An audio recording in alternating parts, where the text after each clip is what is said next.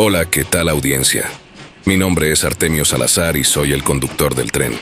Un día más les doy la bienvenida a este su programa, El Maquinista Historias de Terror. Así que prepárense un café, pónganse los audífonos y disfruten este relato.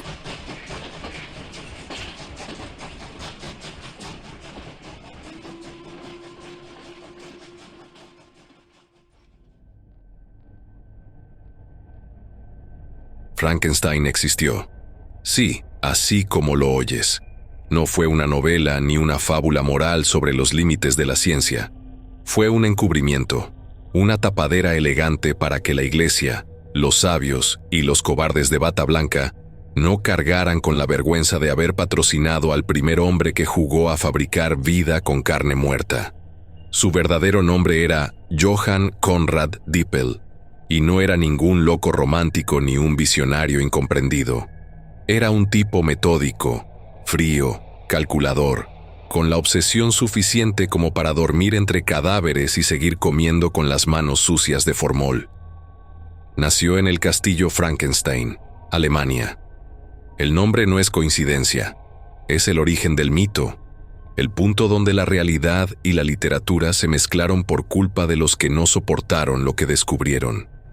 Yo lo supe investigando con fuentes confiables, las que la iglesia guardó en cajas selladas con cera roja en los sótanos de Gießen. Los papeles dicen que Dippel fue financiado por círculos luteranos, los mismos que juraban fidelidad a Dios, pero pagaban por cadáveres de criminales. Los religiosos, los hombres de fe, le conseguían material fresco desde prisiones y hospitales. Qué ironía, ¿no? Los que predicaban la resurrección eran los que le entregaban los cuerpos para probarla. Los registros de 1728 lo confirman. Los teólogos reformistas lo protegían. Le daban dinero, herramientas y, sobre todo, silencio. A cambio, Dippel debía probar que la resurrección no era un milagro divino, sino una fórmula que podía repetirse. Él aceptó encantado. Le fascinaba la idea de robarle a Dios uno de sus trucos más preciados. Yo también lo haría, si te soy honesto. Si pasas toda tu vida leyendo archivos podridos, viendo a la humanidad pudrirse en nombre de la fe, empiezas a entender a tipos como él. En 1729, Dippel comenzó sus experimentos con cadáveres humanos. No fue el primero en intentarlo, pero sí el único que se lo tomó en serio. Los archivos mencionan que se instaló en una de las torres del castillo, la más alejada, con ventanas selladas y un sistema rudimentario de poleas para subir cuerpos sin que nadie los viera. Los transportaban de noche, envueltos en telas empapadas de vinagre para disimular el olor. Los aldeanos creían que eran cerdos para disección. No preguntaban. En esa época, mientras pagaran, nadie veía nada. Los informes que leí, y que casi me cuestan el cuello conseguir, describen al menos 3 casos de reactivación temporal. No lo digo yo, lo dice el papel, con tinta corrida y manchas que no son tinta. Los firmó el doctor Friedrich Lenz, colaborador directo de Dippel. Según Lenz, los cuerpos mostraban respiración superficial, rigidez irregular y movimientos reflejos después de ser tratados.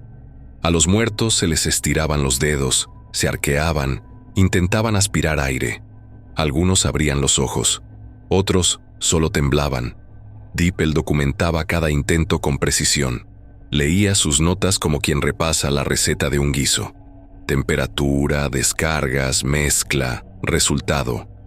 La parte que nadie cita es la que viene después. Los testigos, los ayudantes, pobres diablos sin educación, escribieron que, en ciertas ocasiones, los cuerpos hacían ruidos. No simples jadeos, sino sonidos que parecían palabras mal formadas, como si la lengua no recordara su función.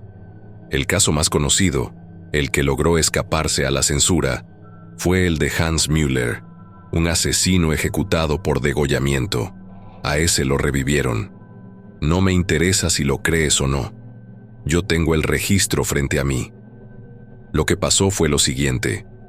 A las 3 de la madrugada del 12 de marzo de 1729, El cuerpo fue conectado a los dispositivos de Dippel. Era un sistema eléctrico primitivo, generado por fricción de metales y aceites. Cuando lo activó, el cuerpo comenzó a convulsionar. La piel se agrietó, los ojos se abrieron con violencia y la lengua se ennegreció. Los ayudantes gritaron, pero Dippel siguió, controlando el tiempo con un reloj de arena. El cuerpo de Müller se incorporó parcialmente. Los párpados temblaban, la cabeza cayó hacia un costado y entonces habló. Dijo, «No soy el mismo. 7 minutos, exactamente 7. Eso duró su segunda vida. Después colapsó, y su cuerpo se quedó rígido. Lo que nadie cuenta es que, según los testigos, los ojos siguieron moviéndose durante un rato, como si miraran algo que el resto no veía. El informe lo describe como conciencia transitoria no identificada y agrega que la piel cambió de tono y temperatura. Algunos lo interpretaron como un reflejo nervioso. Otros no volvieron a dormir. Ese documento fue marcado como espécimen quinto y archivado por orden de los teólogos. Nunca se publicó. La versión oficial dice que fue un experimento fallido de galvanismo. Qué fácil es borrar la historia con una palabra científica, ¿verdad? Pero yo leí el original. No habla de electricidad, habla de vida. Y no en un sentido poético. Dippel creía que la vida era una sustancia, un líquido que podía extraerse, almacenarse y volver a inyectarse. Y en cierto modo, lo logró. Lo más grotesco no fue el resultado, sino su reacción. En una de las cartas que acompañan el archivo, Dippel escribe con toda naturalidad: «El sujeto ha despertado pero no es el mismo. Hay algo más adentro». Así, como quien comenta el clima, sin remordimiento, sin culpa. Yo he visto mentes destruidas por menos. Después de Müller, intentó repetir el proceso. Lo hizo varias veces, usando cadáveres de distintas edades y causas de muerte. El resultado fue siempre igual: una conciencia breve, confusa y hostil. Los cuerpos reaccionaban con violencia, intentaban morder, gritar o arrancarse la piel. Algunos lograban ponerse de pie. Los ayudantes tuvieron que sujetarlos. Uno fue herido de gravedad cuando un cadáver lo atacó con las uñas. Dippel registró el incidente como reacción motora autónoma. Qué manera tan bonita de decir que un muerto casi le arranca la cara a un vivo. Los documentos indican que, tras cada sesión, el laboratorio quedaba en un estado indescriptible. Sangre coagulada en el suelo, cristales rotos, olor a carne podrida. Dippel anotó que el hedor permanecía durante semanas, incluso con las ventanas abiertas. El mismo Lenz escribió en su informe que la torre parecía respirar, que el aire se sentía más pesado, como si los muros retuvieran algo. Eso está en los papeles, no en mis delirios. Yo sé lo que estás pensando, que exagero, que los testigos mentían, que la electricidad hizo lo suyo. Pero hay algo que no encaja. En los registros de autopsias posteriores se menciona actividad muscular residual en los cadáveres tratados. No era posible. Los cuerpos se movían horas después de haber sido declarados muertos, sin ninguna fuente de energía. Uno incluido fue hallado con los ojos abiertos y la mandíbula desencajada. ¿Quieres saber qué dijo Dippel? Que era una prueba de que el alma se resistía a irse. Y en esa frase, el maldito se sintió victorioso. A veces me pregunto si de verdad era un genio o solo un psicópata con suerte, porque no se detuvo ahí. En lugar de reconocer que estaba jugando con fuego, lo tomó como un logro. Escribió: «Los movimientos son signo de vida, no importa su duración, sino su origen». Así pensaba, como un contador de milagros que medía el infierno en segundos. Yo leí esas páginas una noche, solo, en un sótano lleno de humedad, y te juro que el papel todavía olía. No sé a qué, pero olía. Quizás era mi cabeza o quizás lo que escribió Dippel nunca dejó de pudrirse. Las autoridades de Gießen ordenaron sellar los informes, clasificarlos como material herético y restringir su acceso. Pero eso fue después. En el momento, nadie sabía qué hacer con él. No podían acusarlo sin culparse a sí mismos. Los mismos que le habían pagado querían ahora borrar su nombre. Lo más fácil fue llamarlo alquimista loco, el truco favorito de los hipócritas. Cuando el experimento sale mal, culpas al que lo hizo. Pero Dippel no estaba loco, al menos no en el sentido médico. Estaba convencido, y eso es peor. Creía que había encontrado el punto exacto donde la muerte se quiebra, y lo cruzó sin dudarlo. Yo, en su lugar, también lo habría hecho. Al menos él tuvo el valor. Los demás solo lo observaron desde sus púlpitos, fingiendo horror mientras esperaban resultados que pudieran usar. El documento final del año 1729 cierra con una sola línea escrita en su puño y letra: el alma no coopera. Parte 2. El fluido y el pacto. Dippel decía que había creado un fluido vital. Así, sin temblarle la mano. Lo llamó oleum hominis, que en latín suena elegante, pero traducido es una asquerosidad, aceite del hombre. Y no era aceite vegetal ni santo. Era grasa humana fundida, huesos molidos y sangre vieja, mezclados con electricidad estática generada por fricción de metales. Una receta de cocina infernal.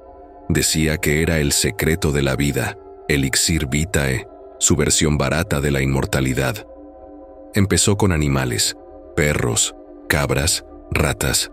Los inyectaba y los conectaba a su sistema de metales giratorios. Los cuerpos convulsionaban con tanta fuerza que rompían las correas. Algunos se ponían de pie y se desplomaban al instante. Ninguno sobrevivía más de unos minutos, pero para Dippel eso era progreso. Sin embargo, los aldeanos contaban otra historia. Ellos aseguraban que Dippel había hecho un pacto con el diablo. Según un párroco de Darmstadt, el demonio le había entregado una sustancia negra y densa, guardada en frascos gruesos de vidrio, que debía usarse con cuidado. La llamaban la sangre prestada. Afirmaban que esa sustancia podía revivir a los muertos y que Dippel la racionaba como si temiera quedarse sin ella. Decían que caminaba solo por los pasillos del castillo con una lámpara azul y que, cuando lo hacía, las campanas de la capilla repicaban sin que nadie las tocara. Los monjes lo negaban, claro, pero los aldeanos lo escuchaban desde el valle, y cada repique coincidía con una noche de trabajo en la torre. Yo no sé si pactó con el diablo. Lo que sé es que alguien le enseñó algo que no figura en ningún manual. Lo que logró no se explica con galvanismo ni con física. Los informes mencionan reacciones químicas imposibles. En una de las notas, Dippel escribe: la mezcla responde a mi contacto. No explica cómo, solo deja esa línea y un dibujo de su mano marcada con ampollas. Su laboratorio era una mezcla entre carnicería y herrería. En un rincón tenía una mesa con moldes de yeso para reconstruir cráneos. En otro, jaulas con animales mutilados. En el centro, una camilla de hierro rodeada de cubetas llenas del aceite. Lo calentaba hasta que burbujeaba, luego lo vertía sobre las heridas de los cuerpos. Los ayudantes anotaron que el líquido se movía solo. Un día, una botella cayó y se rompió. El aceite se extendió por el suelo y empezó a emitir vapor. Los hombres salieron corriendo. Cuando volvieron, la madera había cambiado de color, como si hubiera absorbido sangre. El informe oficial lo llama reacción química no identificada. Yo lo llamo lo que fue, una maldita advertencia. Dippel lo negaba todo. Decía que eran accidentes de laboratorio, simples errores de cálculo. Pero lo cierto es que se estaba pudriendo vivo.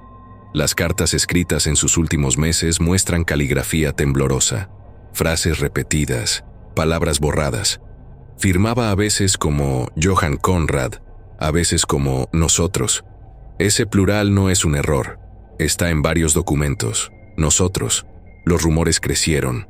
Los aldeanos hablaban de luces azules que salían del castillo y de sombras que caminaban solas. Algunos decían haber visto a un hombre desnudo, sin ojos, corriendo por el bosque. El párroco envió un informe al obispado asegurando que el demonio habita en los muros del Frankenstein. Nadie lo escuchó. La ciencia todavía tenía la esperanza de que el genio les diera un resultado reproducible. Los ayudantes de Dippel no duraron mucho. Uno se volvió loco, otro se lanzó a un pozo. Antes de morir dejó una nota: los ojos no cierran. Nadie entendió qué quería decir. Tal vez hablaba de los cadáveres, tal vez del propio Dippel. Yo he visto las fotografías tomadas siglos después, cuando los arqueólogos limpiaron el sótano. Encontraron fragmentos de metal fundido y algo que parecía un trozo de piel adherido a una piedra. Los análisis de carbono indicaron origen humano. Nadie explicó cómo sobrevivió al fuego. Los documentos eclesiásticos posteriores confirman que el laboratorio fue inspeccionado varias veces. En una de esas visitas, los sacerdotes encontraron en el altar una nota escrita con tinta seca: el alma es combustible. No hay firma, pero todos sabemos de quién era. Lo interesante es que el Oleum hominis no desapareció.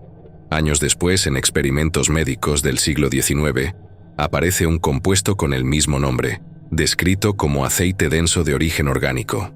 Ninguno de esos científicos admitió haber leído a Dippel, pero las fórmulas coinciden, y eso no es casualidad.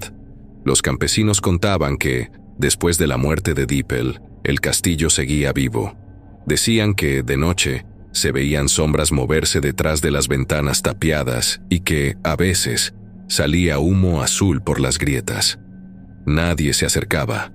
Los niños eran amenazados con su nombre: duérmete o vendrá el doctor. Cuando un nombre se vuelve amenaza, sabes que dejó huella.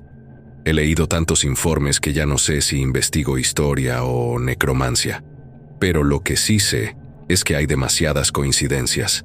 3 testigos de la época, un escribano, un carcelero y un monje, dejaron declaraciones similares. Dippel afirmaba haber recibido una muestra original de la sustancia. Según él, no podía fabricarse en grandes cantidades. Era un regalo o una trampa. Los aldeanos aseguraban que el demonio se la entregó personalmente. El párroco anotó que Dippel lo describía como una voz sin cuerpo. Le dictaba fórmulas durante la madrugada. Una de ellas incluía polvo de hueso y fragmentos de uñas humanas. Sí, uñas. No invento nada. Está en el texto. Y claro, la iglesia, en lugar de quemar todo, lo guardó. Porque eso es lo que siempre hacen. Esconden lo que no entienden y lo llaman herejía para tener excusa. Si hubieran destruido todo, yo no estaría aquí contándolo. Así que, en cierto modo, les agradezco su hipocresía. Los últimos reportes indican que Dippel dormía cada vez menos. Los ayudantes escriben que hablaba con alguien invisible y que en las noches el castillo temblaba. No por tormentas, sino por vibraciones internas. Aseguraban que los frascos con el aceite brillaban, incluso sin luz. Lo registraron como reacción espontánea al aire. Ninguno volvió a tocar uno. Una anotación marginal del Dr. Lenz dice: la sustancia responde al sonido. No explica cómo. Tal vez vibraba, tal vez imitaba la voz, pero el detalle que me heló la sangre fue otro. El aceite se contrae si se le ordena. Esa frase sola debería haber bastado para cerrar el laboratorio. No lo hicieron. En los meses siguientes, los gritos fueron más frecuentes. Los aldeanos decían que venían del subsuelo. Cuando los soldados locales subieron a inspeccionar, hallaron jaulas vacías y huellas de pies descalzos impregnadas en el hollín. Dijeron que podían ser de los ayudantes. Mentira. Las marcas eran demasiado grandes. En los registros parroquiales hay constancia de al menos 5 entierros sin cabeza ese año. Ninguno fue explicado. Los cuerpos aparecieron cerca del río, con la piel gris y las manos rígidas, como si hubieran estado enterrados y los hubieran desenterrado de nuevo. Yo no soy hombre de fe, pero después de leer todo eso, empecé a rezar. No a Dios, claro, a quien fuera que mantuviera cerrado lo que Dippel abrió. Los documentos de la última inspección describen una escena que todavía me cuesta creer. Un grupo de sacerdotes intentó bendecir la sala principal y las velas se apagaron solas. Dejaron todo y huyeron. En su informe escribieron que la oscuridad respiraba. No añadieron más. Por eso los aldeanos siguen diciendo que el castillo está maldito. No porque lo diga una novela, sino porque algo quedó ahí. Algo que no entiende de tiempo ni de religión. Yo he visto el dibujo original del Elixir Vitae, un círculo con símbolos eléctricos y una inscripción en latín que traducida dice: «La chispa del alma no se extingue».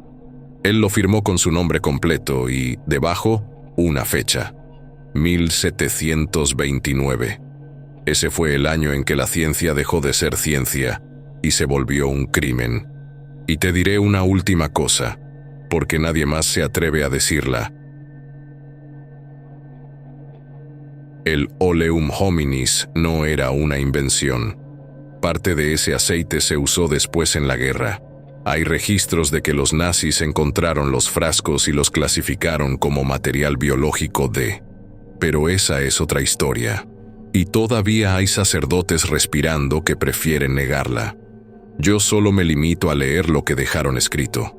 Y cada vez que cierro uno de esos informes, me quedo con la misma pregunta que me quita el sueño. Si el aceite servía para devolver la vida, ¿a quién se la quitó primero? Parte 3. El hijo que se come al padre. Voy a decirlo claro para que no se pierda entre firmas y sellos. Hubo un solo experimento que vivió más tiempo, no minutos, días. En los papeles aparece como espécimen 9, aunque en las cartas privadas Dippel le pone nombre: Johann Ernst. Sí, como él. Cuando un hombre bautiza a un cadáver con su propio nombre, entiendes que dejó de investigar y empezó a criar. El origen de Ernst es simple y asqueroso. Cuerpo de 24 años, ejecutado por robo con homicidio, sin familia que lo reclamara.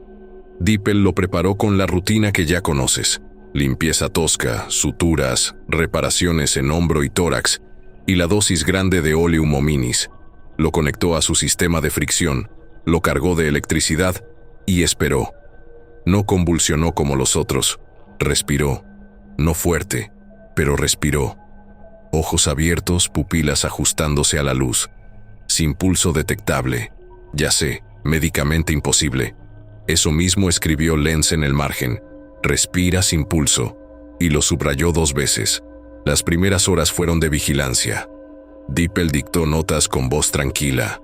Respuesta a estímulos, contracciones de manos, deglución torpe. A las 6 horas, el sujeto se incorporó con ayuda. A las 12, mantuvo la mirada cuando lo llamaron por su nuevo nombre. Dippel anotó: aprende, no reacciona. Aprende. Ahí supe que esto no fue una reanimación más. Fue una adopción.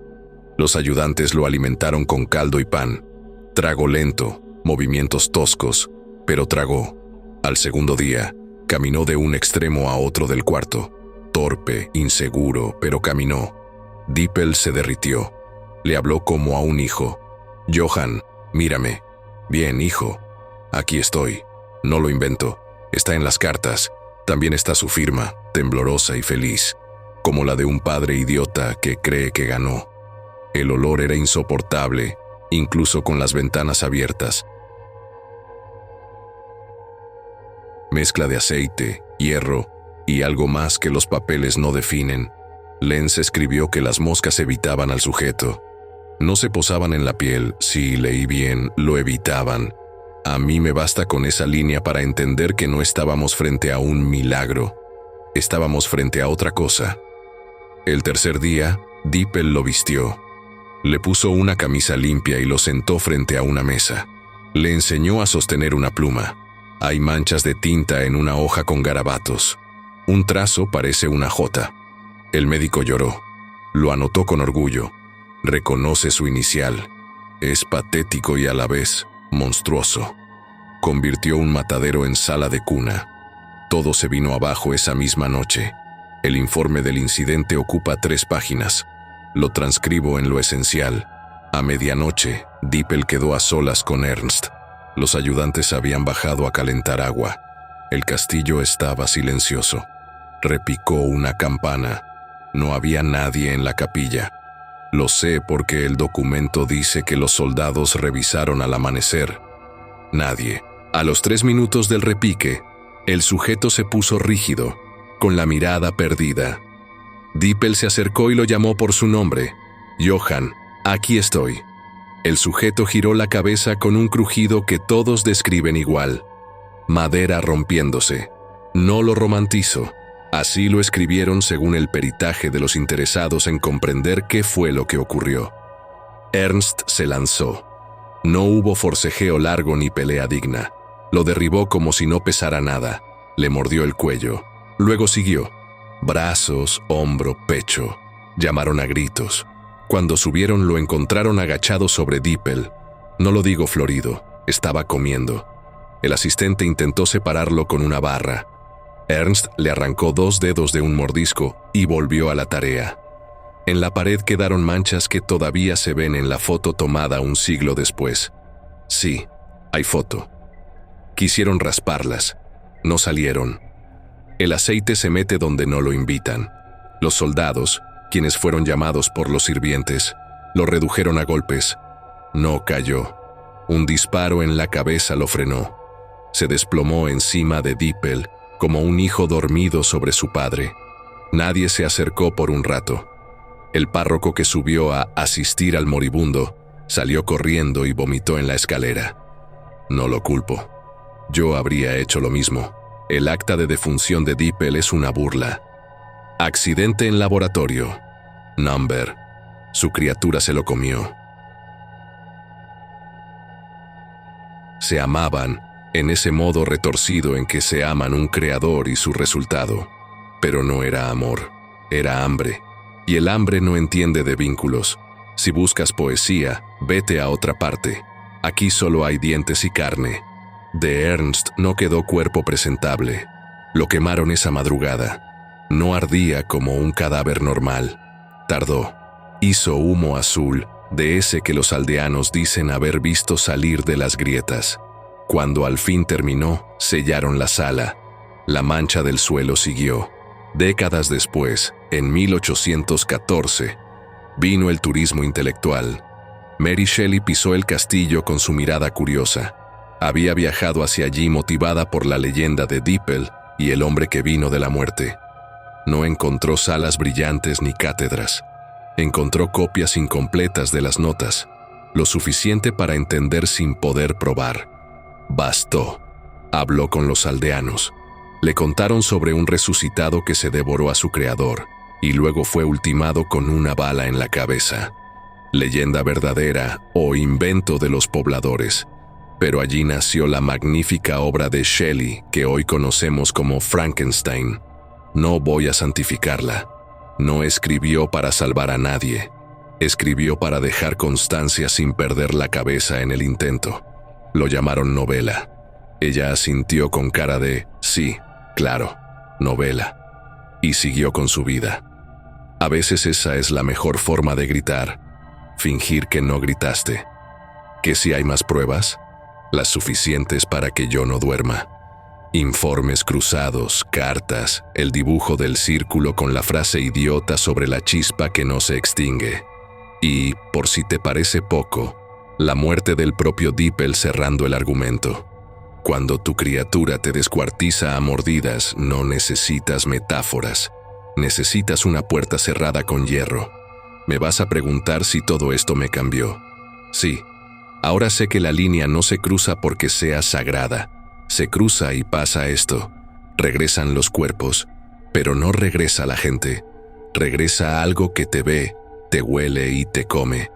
Y si le enseñas a sostener una pluma, tu único legado es una J temblorosa en una hoja manchada.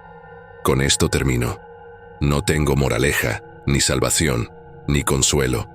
Tengo una verdad simple que nadie quiere oír. Frankenstein existió. Fue un médico con hambre de Dios. Fabricó un hijo. El hijo cenó al padre. Luego vino una escritora.